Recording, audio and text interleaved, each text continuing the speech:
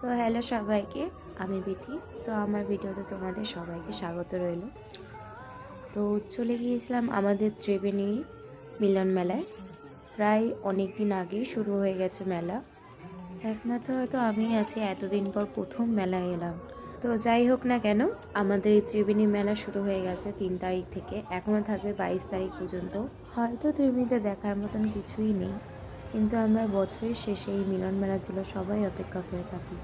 এখন তো প্রায় সব পুজো শেষ, আর প্রায় বছর শেষের দিকে।